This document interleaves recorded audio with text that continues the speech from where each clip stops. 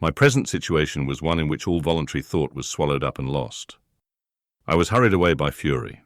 Revenge alone endowed me with strength and composure. It molded my feelings and allowed me to be calculating and calm at periods when otherwise delirium or death would have been my portion. My first resolution was to quit Geneva forever. My country, which, when I was happy and beloved, was dear to me, now, in my adversity, became hateful. I provided myself with a sum of money, together with a few jewels which had belonged to my mother, and departed. And now my wanderings began, which are to cease but with life. I have traversed a vast portion of the earth and have endured all the hardships which travellers in deserts and barbarous countries are wont to meet. How I have lived, I hardly know. Many times have I stretched my failing limbs upon the sandy plain and prayed for death. But revenge kept me alive. I dared not die and leave my adversary in being. When I quitted Geneva, my first labour was to gain some clue by which I might trace the steps of my fiendish enemy. But my plan was unsettled, and I wandered many hours round the confines of the town, uncertain what path I should pursue. As night approached, I found myself at the entrance of the cemetery where William, Elizabeth, and my father reposed. I entered it and approached the tomb which marked their graves. Everything was silent except the leaves of the trees, which were gently agitated by the wind. The night was nearly dark, and the scene would have been solemn and affecting even to an uninterested observer. The spirits of the departed seemed to flit around and to cast a shadow, which was felt but not seen, around the head of the mourner. The deep grief which this scene had at first excited quickly gave way to rage and despair. They were dead, and I lived. Their murderer also lived, and to destroy him I must drag out my weary existence.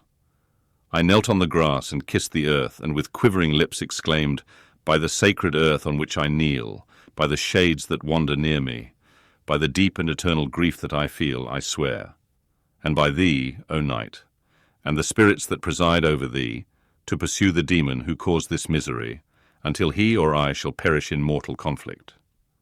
For this purpose I will preserve my life. To execute this dear revenge will I again behold the sun, and tread the green herbage of earth, which otherwise should vanish from my eyes forever. And I call on you, spirits of the dead, and on you, wandering ministers of vengeance, to aid and conduct me in my work. Let the cursed and hellish monster drink deep of agony. Let him feel the despair that now torments me." I had begun my adjuration with solemnity and an awe which almost assured me that the shades of my murdered friends heard and approved my devotion. But the furies possessed me as I concluded, and rage choked my utterance. I was answered through the stillness of night by a loud and fiendish laugh. It rang on my ears long and heavily. The mountains re-echoed it, and I felt as if all hell surrounded me with mockery and laughter. Surely in that moment I should have been possessed by frenzy and have destroyed my miserable existence, but that my vow was heard, and that I was reserved for vengeance. The laughter died away when a well-known and abhorred voice, apparently close to my ear, addressed me in an audible whisper. "I am satisfied, miserable wretch. You have determined to live, and I am satisfied." I darted towards the spot from which the sound proceeded, but the devil eluded my grasp. Suddenly, the broad disk of the moon arose and shone full upon his ghastly and distorted shape as he fled with more than mortal speed. I pursued him, and for many months this has been my task. Guided by a slight clue, I followed the windings of the Rhone, but vainly. The blue Mediterranean appeared, and by a strange chance I saw the fiend enter by night and hide himself in a vessel bound for the Black Sea. I took my passage in the same ship, but he escaped, I know not how. Amidst the wilds of Tartary and Russia, although he still evaded me, I have ever followed in his track. Sometimes the peasants, scared by this horrid apparition, inform me of his path. Sometimes he himself, who feared that if I lost all trace of him, I should despair and die, left some mark to guide me. The snows descended on my head, and I saw the print of his huge step on the white plain. To you first entering on life, to whom care is new and agony unknown, how can you understand what I've felt and still feel? Cold, want, and fatigue were the least pains which I was destined to endure. I was cursed by some devil, and carried about with me my eternal hell. Yet still, a spirit of good followed and directed my steps, and when I most murmured, would suddenly extricate me from seemingly insurmountable difficulties. Sometimes, when nature, overcome by hunger, sank under the exhaustion, a repast was prepared for me in the desert that restored and inspirited me. The fare was indeed coarse, such as the peasants of the country ate, but I will not doubt that it was set there by the spirits that I had invoked to aid me. Often, when all was dry, the heavens cloudless, and I was parched by thirst, a slight cloud would bedim the sky, shed the few drops that revived me, and vanish. I followed, when I could, the courses of the rivers, but the demon generally avoided these, as it was here that the population of the country chiefly collected. In other places, human beings were seldom seen, and I generally subsisted on the wild animals that crossed my path. I had money with me and gained the friendship of the villagers by distributing it, or I brought with me some food that I had killed, which after taking a small part, I always presented to those who had provided me with fire and utensils for cooking. My life, as it passed thus, was indeed hateful to me, and it was during sleep alone that I could taste joy. O blessed sleep! Often, when most miserable, I sank to repose, and my dreams lulled me even to rapture. The spirits that guarded me had provided these moments, or rather hours, of happiness that I might retain strength to fulfill my pilgrimage. Deprived of this respite, I should have sunk under my hardships. During the day I was sustained and inspirited by the hope of night, for in sleep I saw my friends, my wife, and my beloved country. Again I saw the benevolent countenance of my father, heard the silver tones of my Elizabeth's voice, and beheld Clerval enjoying health and youth. Often, when wearied by a toilsome march, I persuaded myself that I was dreaming until night should come, and that I should then enjoy reality in the arms of my dearest friends. What agonizing fondness did I feel for them? How did I cling to their dear forms, as sometimes they haunted even my waking hours, and persuade myself that they still lived. At such moments vengeance, that burned within me, died in my heart, and I pursued my path towards the destruction of the demon, more as a task enjoined by heaven, as the mechanical impulse of some power of which I was unconscious, than as the ardent desire of my soul. What his feelings were, whom I pursued, I cannot know. Sometimes, indeed, he left marks in writing on the barks of the trees, or cut in stone that guided me and instigated my fury. My reign is not yet over. These words were legible in one of these inscriptions. You live, and my power is complete. Follow me. I seek the everlasting ices of the north, where you will feel the misery of cold and frost, to which I am impassive. You will find near this place, if you follow not too tardily, a dead hare. Eat and be refreshed. Come on, my enemy. We have yet to wrestle for our lives, but many hard and miserable hours must you endure until that period shall arrive. Scoffing devil, again do I vow vengeance. Again do I devote thee, miserable fiend, to torture and death. Never will I give up my search until he or I perish. And then with what ecstasy shall I join my Elizabeth and my departed friends, who even now prepare for me the reward of my tedious toil and horrible pilgrimage. As I still pursued my journey to the northward, the snows thickened, and the cold increased in a degree almost too severe to support. The peasants were shut up in their hovels, and only a few of the most hardy ventured forth to seize the animals whom starvation had forced from their hiding places to seek for prey. The rivers were covered with ice, and no fish could be procured, and thus I was cut off from my chief article of maintenance. The triumph of my enemy increased with the difficulty of my labours. One inscription that he left was in these words, "Prepare, your toils only begin. Wrap yourself in furs, and provide food, for we shall soon enter upon a journey where your sufferings will satisfy my everlasting hatred." My courage and perseverance were invigorated by these scoffing words.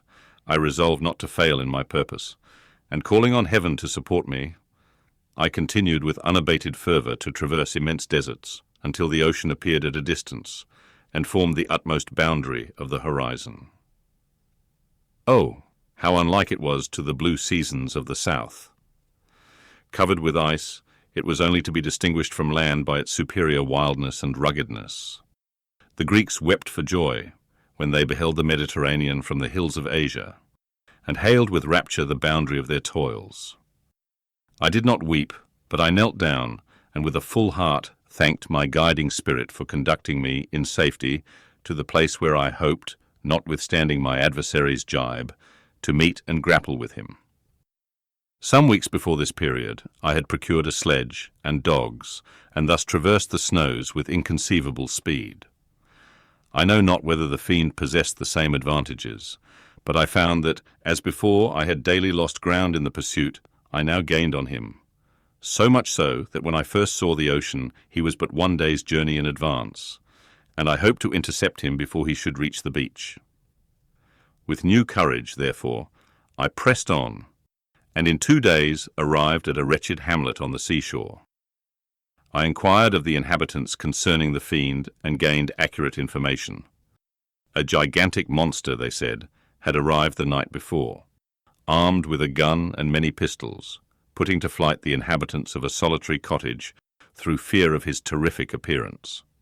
He had carried off their store of winter food, and placing it in a sledge, to draw which he had seized on a numerous drove of trained dogs, he had harnessed them, and the same night, to the joy of the horror-struck villagers, had pursued his journey across the sea in a direction that led to no land, and they conjectured that he must speedily be destroyed by the breaking of the ice, or frozen by the eternal frosts. On hearing this information, I suffered a temporary access of despair. He had escaped me, and I must commence a destructive and almost endless journey across the mountainous ices of the ocean, amidst cold that few of the inhabitants could long endure, and which I, the native of a genial and sunny climate, could not hope to survive. Yet at the idea that the fiend should live and be triumphant, my rage and vengeance returned, and like a mighty tide, overwhelmed every other feeling. After a slight repose, during which the spirits of the dead hovered round and instigated me to toil and revenge, I prepared for my journey. I exchanged my land sledge for one fashioned for the inequalities of the frozen ocean, and purchasing a plentiful stock of provisions, I departed from land. I cannot guess how many days have passed since then, but I have endured misery which nothing but the eternal sentiment of a just retribution burning within my heart could have enabled me to support. Immense and rugged mountains of ice often barred up my passage, and I often heard the thunder of the ground sea, which threatened my destruction. But again the frost came and made the paths of the sea secure.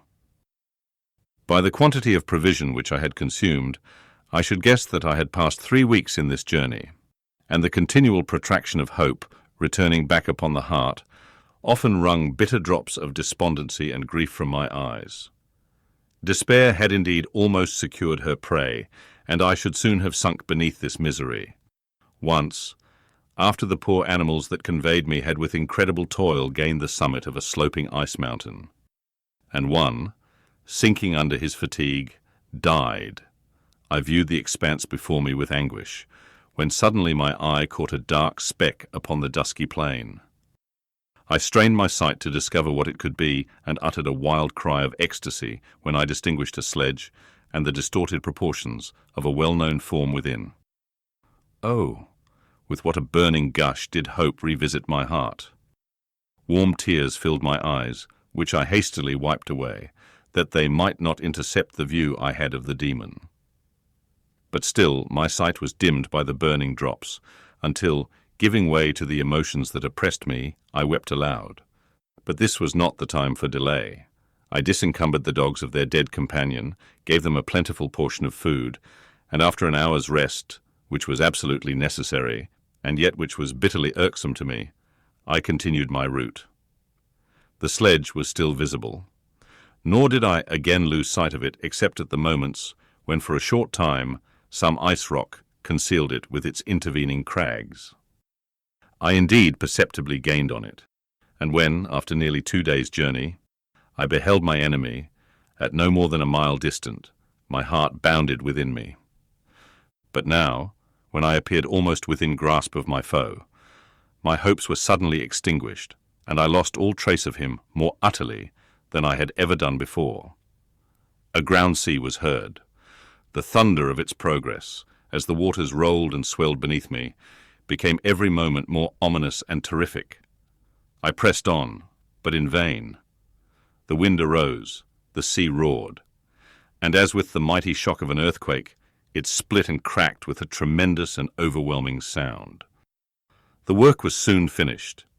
In a few minutes a tumultuous sea rolled between me and my enemy, and I was left drifting on a scattered piece of ice that was continually lessening, and thus preparing for me a hideous death. In this manner many appalling hours passed. Several of my dogs died, and I myself was about to sink under the accumulation of distress when I saw your vessel riding at anchor and holding forth to me hopes of succor and life. I had no conception that vessels ever came so far north, and was astounded at the sight. I quickly destroyed part of my sledge to construct oars, and by these means was enabled, with infinite fatigue, to move my ice raft in the direction of your ship. I had determined, if you were going southwards, still to trust myself to the mercy of the seas, rather than abandon my purpose. I hoped to induce you to grant me a boat with which I could pursue my enemy. But your direction was northwards. You took me on board when my vigour was exhausted, and I should soon have sunk under my multiplied hardships into a death which I still dread, for my task is unfulfilled. Oh, when will my guiding spirit, in conducting me to the demon, allow me the rest I so much desire? Or must I die, and he yet live? If I do, swear to me, Walton, that he shall not escape, that you will seek him and satisfy my vengeance in his death. And do I dare to ask of you to undertake my pilgrimage, to endure the hardships that I have undergone? No, I am not so selfish. Yet, when I am dead, if he should appear, if the ministers of vengeance should conduct him to you, swear that he shall not live. Swear that he shall not triumph over my accumulated woes, and survive to add to the list of his dark crimes. He is eloquent and persuasive, and once his words had even power over my heart. But trust him not. His soul is as hellish as his form, full of treachery and fiend-like malice. Hear him not. Call on the names of William, Justine, Clerval, Elizabeth, my father, and of the wretched Victor, and thrust your sword into his heart. I will hover near and direct the steel aright. Walton in continuation. August 26th, 17. You have read this strange and terrific story, Margaret, and do you not feel your blood congeal with horror, like that which even now curdles mine? Sometimes, seized with sudden agony, he could not continue his tale. At others, his voice broken, yet piercing, uttered with difficulty the words so replete with anguish. His fine and lovely eyes were now lighted up with indignation, now subdued to downcast sorrow, and quenched in infinite wretchedness. Sometimes he commanded his countenance and tones, and related the most horrible incidents with a tranquil voice, suppressing every mark of agitation. Then, like a volcano bursting forth, his face would suddenly change to an expression of the wildest rage, as he shrieked out imprecations on his persecutor. His tale is connected and told with an appearance of the simplest truth. Yet I own to you that the letters of Felix and Safi, which he showed me, and the apparition of the monster seen from our ship, brought to me a greater conviction of the truth of his narrative than his asseverations, however earnest and connected. Such a monster has then really existence. I cannot doubt it, yet I am lost in surprise and admiration. Sometimes I endeavoured to gain from Frankenstein the particulars of his creature's formation, but on this point he was impenetrable. "Are you mad, my friend?" said he. "Or whither does your senseless curiosity lead you? Would you also create for yourself and the world a demoniacal enemy? Peace, peace. Learn my miseries, and do not seek to increase your own." Frankenstein discovered that I made notes concerning his history. He asked to see them, and then himself corrected and augmented them in many places, but principally in giving the life and spirit to the conversations he held with his enemy. "Since you have preserved my narration," said he, "I would not that a mutilated one should go down to posterity." Thus has a week passed away, while I have listened to the strangest tale that ever imagination formed. My thoughts and every feeling of my soul have been drunk up by the interest for my guest, which this tale and his own elevated and gentle manners have created. I wish to soothe him, yet can I counsel one so infinitely miserable, so destitute of every hope of consolation, to live? Oh no, the only joy that he can now know will be when he composes his shattered spirit to peace and death. Yet he enjoys one comfort, the offspring of solitude and delirium. He believes that when in dreams, he holds converse with his friends and derives from that communion consolation for his miseries or excitements to his vengeance, that they are not the creations of his fancy, but the beings themselves who visit him from the regions of a remote world.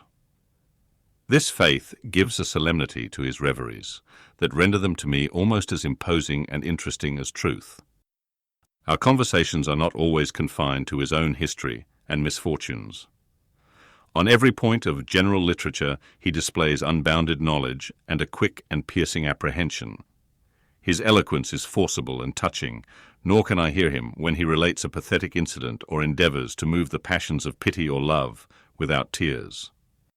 What a glorious creature must he have been in the days of his prosperity, when he is thus noble and godlike in ruin. He seems to feel his own worth and the greatness of his fall.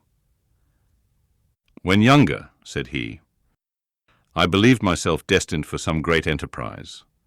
My feelings are profound, but I possessed a coolness of judgment that fitted me for illustrious achievements.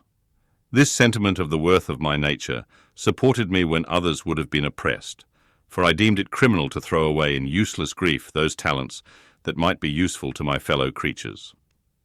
When I reflected on the work I had completed, no less a one than the creation of a sensitive and rational animal, I could not rank myself with the herd of common projectors. But this thought, which supported me in the commencement of my career, now serves only to plunge me lower in the dust. All my speculations and hopes are as nothing, and like the archangel who aspired to omnipotence, I am chained in an eternal hell. My imagination was vivid, yet my powers of analysis and application were intense. By the union of these qualities I conceived the idea and executed the creation of a man. Even now I cannot recollect without passion my reveries while the work was incomplete. I trod heaven in my thoughts, now exulting in my powers, now burning with the idea of their effects. From my infancy I was imbued with high hopes and a lofty ambition, but how am I sunk? Oh, my friend, if you had known me as I once was, you would not recognize me in this state of degradation. Despondency rarely visited my heart. A high destiny seemed to bear me on, until I fell, never, never again to rise. Must I then lose this admirable being? I have longed for a friend. I have sought one who would sympathize with and love me. Behold, on these desert seas I have found such a one, but I fear I have gained him only to know his value and lose him. I would reconcile him to life, but he repulses the idea. "I thank you, Walton," he said, "for your kind intentions towards so miserable a wretch. But when you speak of new ties and fresh affections, think you that any can replace those who are gone? Can any man be to me as Clerval was, or any woman another Elizabeth? Even where the affections are not strongly moved by any superior excellence, the companions of our childhood always possess a certain power over our minds, which hardly any later friend can obtain. They know our infantine dispositions, which, however they may be afterwards modified, are never eradicated. And they can judge of our actions with more certain conclusions as to the integrity of our motives. A sister or a brother can never, unless indeed such symptoms have been shown early, suspect the other of fraud or false dealing, when another friend, however strongly he may be attached, may, in spite of himself, be contemplated with suspicion.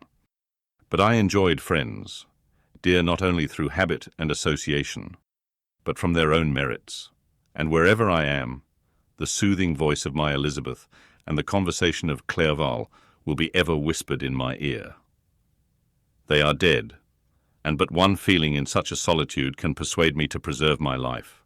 If I were engaged in any high undertaking or design, fraught with extensive utility to my fellow creatures, then could I live to fulfill it. But such is not my destiny. I must pursue and destroy the being to whom I gave existence. Then my lot on earth will be fulfilled, and I may die. My beloved sister, September 2 days. I write to you encompassed by peril and ignorant whether I am ever doomed to see again dear England and the dearer friends that inhabit it. I am surrounded by mountains of ice, which admit of no escape, and threaten every moment to crush my vessel. The brave fellows whom I have persuaded to be my companions look towards me for aid, but I have none to bestow. There is something terribly appalling in our situation, yet my courage and hopes do not desert me. Yet it is terrible to reflect that the lives of all these men are endangered through me. If we are lost, my mad schemes are the cause. And what, Margaret, will be the state of your mind? You will not hear of my destruction, and you will anxiously await my return. Years will pass, and you will have visitings of despair, and yet be tortured by hope. Oh, my beloved sister, the sickening failing of your heartfelt expectations is in prospect more terrible to me than my own death. But you have a husband and lovely children. You may be happy. Heaven bless you and make you so. My unfortunate guest regards me with the tenderest compassion. He endeavours to fill me with hope and talks as if life were a possession which he valued. He reminds me how often the same accidents have happened to other navigators who have attempted this sea, and in spite of myself he fills me with cheerful auguries. Even the sailors feel the power of his eloquence. When he speaks, they no longer despair. He rouses their energies, and while they hear his voice, they believe these vast mountains of ice are molehills, which will vanish before the resolutions of man. These feelings are transitory.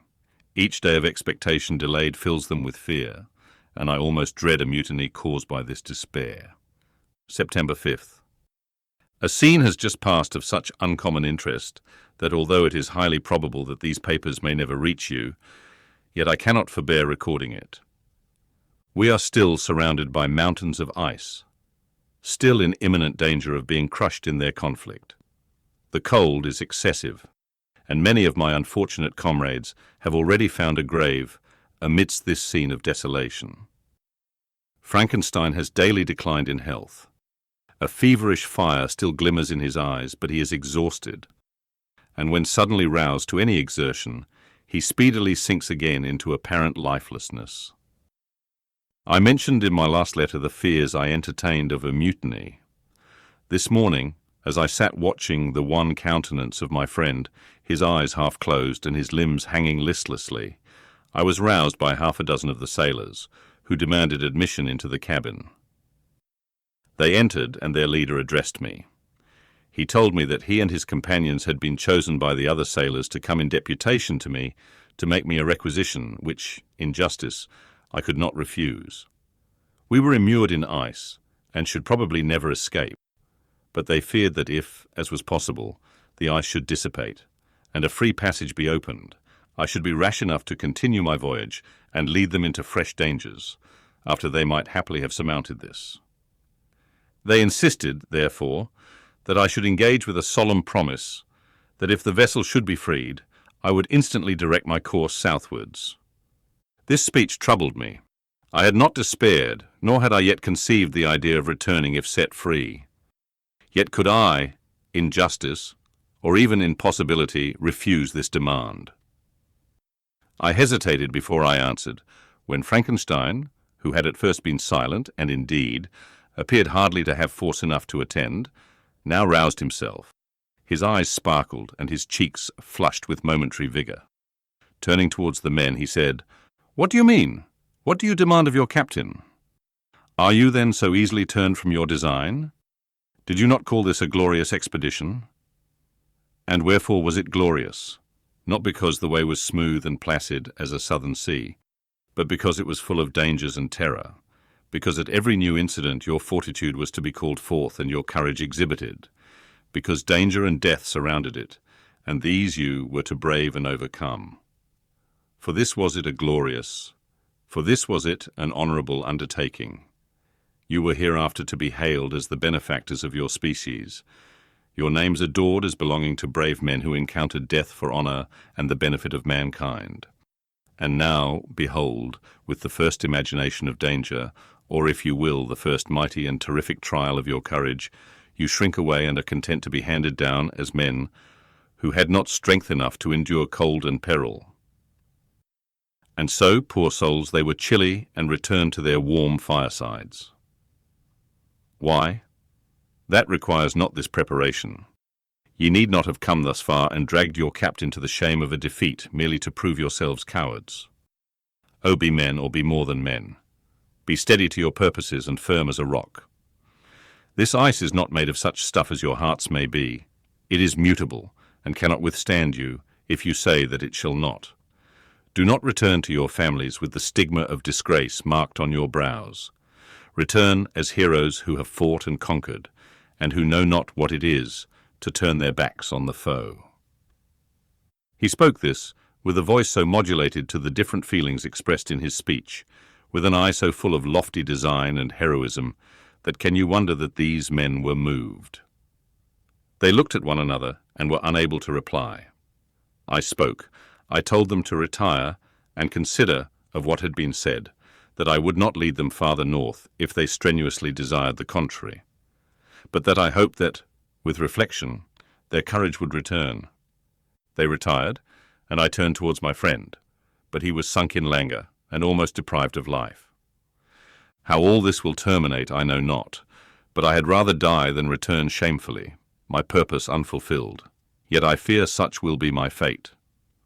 The men, unsupported by ideas of glory and honour, can never willingly continue to endure their present hardships. September 7th. The die is cast. I have consented to return if we are not destroyed. Thus are my hopes blasted by cowardice and indecision. I come back ignorant and disappointed. It requires more philosophy than I possess to bear this injustice with patience. September 12th. It is past. I am returning to England. I have lost my hopes of utility and glory. I have lost my friend, but I will endeavour to detail these bitter circumstances to you, my dear sister. And while I am wafted towards England and towards you, I will not despond. September 9th, the ice began to move, and roarings like thunder were heard at a distance as the island split and cracked in every direction. We were in the most imminent peril, but as we could only remain passive, my chief attention was occupied by my unfortunate guest, whose illness increased in such a degree that he was entirely confined to his bed. The ice cracked behind us and was driven with force towards the north. A breeze sprang from the west, and on the 11th, the passage towards the south became perfectly free. When the sailors saw this and that their return to their native country was apparently assured, a shout of tumultuous joy broke from them, loud and long continued. Frankenstein, who was dozing, awoke and asked the cause of the tumult. They shout, I said, because they will soon return to England. Do you then really return? Alas, yes. I cannot withstand their demands. I cannot lead them unwillingly to danger, and I must return. Do so if you will, but I will not. You may give up your purpose, but mine is assigned to me by heaven, and I dare not. I am weak, but surely the spirits who assist my vengeance will endow me with sufficient strength. Saying this, he endeavoured to spring from the bed, but the exertion was too great for him. He fell back and fainted. It was long before he was restored, and I often thought that life was entirely extinct. At length he opened his eyes. He breathed with difficulty and was unable to speak. The surgeon gave him a composing draught and ordered us to leave him undisturbed. In the meantime, he told me that my friend had certainly not many hours to live. His sentence was pronounced, and I could only grieve and be patient. I sat by his bed, watching him. His eyes were closed, and I thought he slept. But presently he called to me in a feeble voice, and bidding me come near, said, "Alas, the strength I relied on is gone. I feel that I shall soon die, and he, my enemy and persecutor, may still be in being. Think not, Walton, that in the last moments of my existence I feel that burning hatred and ardent desire of revenge I once expressed, but I feel myself justified in desiring the death of my adversary. During these last days I've been occupied in examining my past conduct, nor do I find it blamable. In a fit of enthusiastic madness, I created a rational creature and was bound towards him to assure, as far as was in my power, his happiness and well-being. This was my duty, but there was another still paramount to that. My duties towards the beings of my own species had greater claims to my attention, because they included a greater proportion of happiness or misery. Urged by this view, I refused, and I did right in refusing, to create a companion for the first creature. He showed unparalleled malignity and selfishness in evil. He destroyed my friends. He devoted to destruction beings who possessed exquisite sensations, happiness, and wisdom. Nor do I know where this thirst for vengeance may end. Miserable himself that he may render no other wretched, he ought to die. The task of his destruction was mine, but I have failed. When actuated by selfish and vicious motives, I asked you to undertake my unfinished work, and I renew this request now, when I am only induced by reason and virtue. Yet I cannot ask you to renounce your country and friends to fulfill this task, and now that you are returning to England, you will have little chance of meeting with him. But the consideration of these points, and the well-balancing of what you may esteem your duties, I leave to you. My judgment and ideas are already disturbed by the near approach of death. I dare not ask you to do what I think right, for I may still be misled by passion. That he should live to be an instrument of mischief disturbs me. In other respects, this hour, when I momentarily expect my release, is the only happy one which I have enjoyed for several years. The forms of the beloved dead flit before me, and I hasten to their arms. Farewell, Walton. Seek happiness in tranquility and avoid ambition, even if it be only the apparently innocent one of distinguishing yourself in science and discoveries. Yet why do I say this? I have myself been blasted in these hopes, yet another may succeed. His voice became fainter as he spoke, and at length, exhausted by his effort, he sank into silence. About half an hour afterwards, he attempted again to speak, but was unable. He pressed my hand feebly, and his eyes closed forever, while the irradiation of a gentle smile passed away from his lips. Margaret, what comment can I make on the untimely extinction of this glorious spirit? What can I say that will enable you to understand the depth of my sorrow? All that I should express would be inadequate and feeble. My tears flow, my mind is overshadowed by a cloud of disappointment. But I journey towards England, and I may there find consolation. I'm interrupted. What do these sounds portend? It is midnight, the breeze blows fairly, and the watch on deck scarcely stir. Again there is a sound as of a human voice, but hoarser. It comes from the cabin where the remains of Frankenstein still lie. I must arise and examine. Good night, my sister. Great God, what a scene has just taken place! I am yet dizzy with the remembrance of it. I hardly know whether I shall have the power to detail it, yet the tale which I have recorded would be incomplete without this final and wonderful catastrophe. I entered the cabin, where lay the remains of my ill-fated and admirable friend. Over him hung a form which I cannot find words to describe, gigantic in stature, yet uncouth and distorted in its proportions. As he hung over the coffin, his face was concealed by long locks of ragged hair, but one vast hand was extended, in colour and apparent texture, like that of a mummy. When he heard the sound of my approach, he ceased to utter exclamations of grief and horror, and sprung towards the window. Never did I behold a vision so horrible as his face, of such loathsome yet appalling hideousness. I shut my eyes involuntarily, and endeavoured to recollect what were my duties with regard to this destroyer. I called on him to stay. He paused, looking on me with wonder, and again turning towards the lifeless form of his creator, he seemed to forget my presence, and every feature and gesture seemed instigated by the wildest rage of some uncontrollable passion. "That is also my victim," he exclaimed. "In his murder my crimes are consummated. The miserable series of my being is wound to its close. O Frankenstein, generous and self-devoted being, what does it avail that I now ask thee to pardon me? I, who irretrievably destroyed thee by destroying all thou loved. Alas, he is cold, he cannot answer me." His voice seemed suffocated, and my first impulses, which had suggested to me the duty of obeying the dying request of my friend in destroying his enemy, were now suspended by a mixture of curiosity and compassion. I approached this tremendous being. I dared not again raise my eyes to his face. There was something so scaring and unearthly in his ugliness. I attempted to speak, but the words died away on my lips. The monster continued to utter wild and incoherent self-reproaches. At length I gathered resolution to address him in a pause of the tempest of his passion. "Your repentance," I said, "is now superfluous. If you had listened to the voice of conscience and heeded the stings of remorse before you had urged your diabolical vengeance to this extremity, Frankenstein would yet have lived." "And do you dream?" said the demon. "Do you think that I was then dead to agony and remorse? He continued, pointing to the corpse, he suffered not in the consummation of the deed. Oh, not the 10,000th portion of the anguish that was mine during the lingering detail of its execution. A frightful selfishness hurried me on, while my heart was poisoned with remorse. Think you that the groans of Clerval were music to my ears?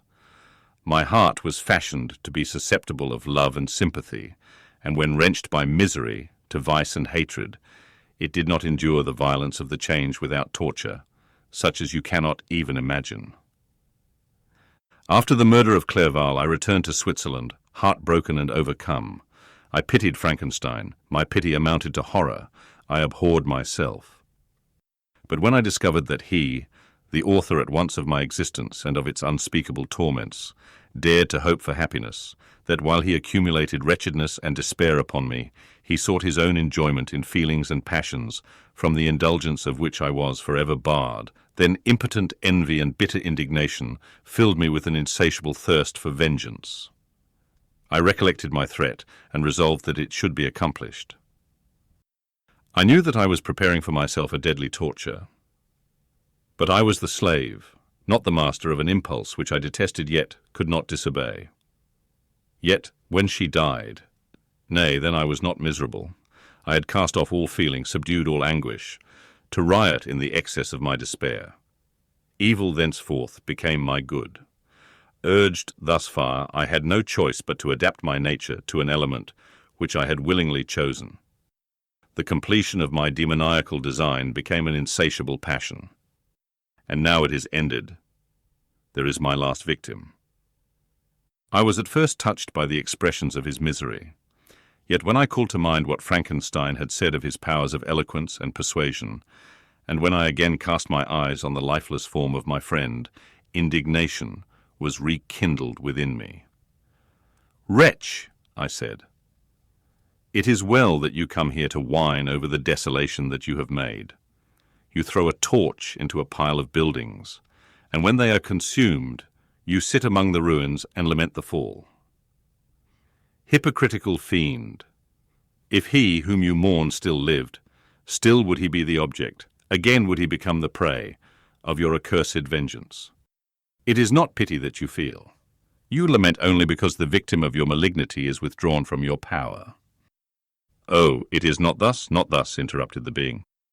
"Yet such must be the impression conveyed to you by what appears to be the purport of my actions. Yet I seek not a fellow feeling in my misery. No sympathy may I ever find. When I first sought it, it was the love of virtue, the feelings of happiness and affection with which my whole being overflowed, that I wished to be participated. But now that virtue has become to me a shadow, and that happiness and affection are turned into bitter and loathing despair, in what should I seek for sympathy? I am content to suffer alone while my sufferings shall endure. When I die, I am well satisfied that abhorrence and opprobrium should load my memory.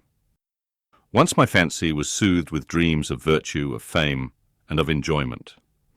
Once I falsely hoped to meet with beings who, pardoning my outward form, would love me for the excellent qualities which I was capable of unfolding. I was nourished with high thoughts of honor and devotion. But now crime has degraded me beneath the meanest animal. No guilt, no mischief, no malignity, no misery can be found comparable to mine. When I run over the frightful catalogue of my sins, I cannot believe that I am the same creature whose thoughts were once filled with sublime and transcendent visions of the beauty and the majesty of goodness. But it is even so. The fallen angel becomes a malignant devil. Yet even that enemy of God and man had friends and associates in his desolation. I am alone.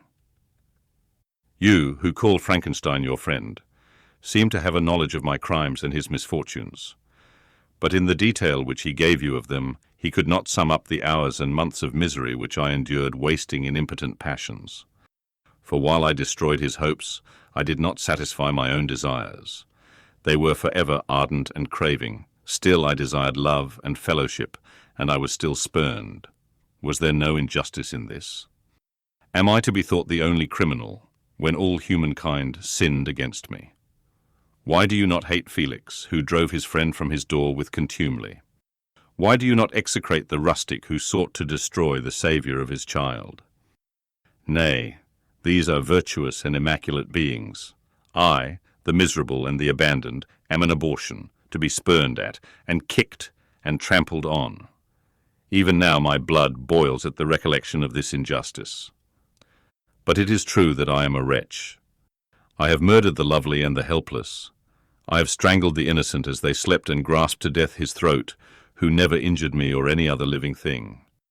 I have devoted my Creator, the select specimen of all that is worthy of love and admiration among men, to misery. I have pursued him even to that irremediable ruin. There he lies, white and cold in death. You hate me, but your abhorrence cannot equal that with which I regard myself. I look on the hands which executed the deed. I think on the heart in which the imagination of it was conceived, and long for the moment when these hands will meet my eyes, when that imagination will haunt my thoughts no more. Fear not that I shall be the instrument of future mischief. My work is nearly complete. Neither yours nor any man's death is needed to consummate the series of my being and accomplish that which must be done, but it requires my own. Do not think that I shall be slow to perform this sacrifice.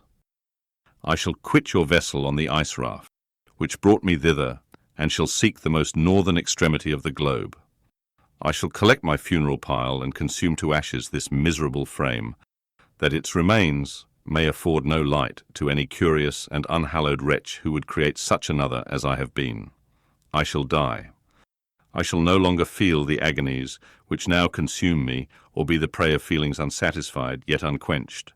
He is dead who called me into being, and when I shall be no more, the very remembrance of us both will speedily vanish. I shall no longer see the sun or stars, or feel the winds play on my cheeks. Light, feeling, and sense will pass away, and in this condition must I find my happiness. Some years ago, when the images which this world affords first opened upon me, when I felt the cheering warmth of summer and heard the rustling of the leaves and the warbling of the birds, and these were all to me, I should have wept to die. Now it is my only consolation. Polluted by crimes and torn by the bitterest remorse, where can I find rest but in death? Farewell. I leave you, and in you the last of humankind, whom these eyes will ever behold. Farewell, Frankenstein. If thou wert yet alive, and yet cherished a desire of revenge against me, it would be better satiated in my life than in my destruction. But it was not so. Thou didst seek my extinction, that I might not cause greater wretchedness. And if yet, in some mode unknown to me, thou hadst not ceased to think and feel, thou wouldst not desire against me a vengeance greater than that which I feel. Blasted as thou wert, my agony was still superior to thine, for the bitter sting of remorse will not cease to rankle in my wounds, until death shall close them forever. But soon, he cried with sad and solemn enthusiasm, I shall die, and what I now feel be no longer felt. Soon these burning miseries will be extinct.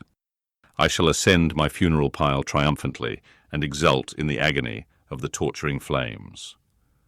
The light of that conflagration will fade away. My ashes will be swept into the sea by the winds. My spirit will sleep in peace, or if it thinks, it will not surely think thus. Farewell." He sprang from the cabin window as he said this, upon the ice raft which lay close to the vessel. He was soon borne away by the waves and lost in darkness and distance.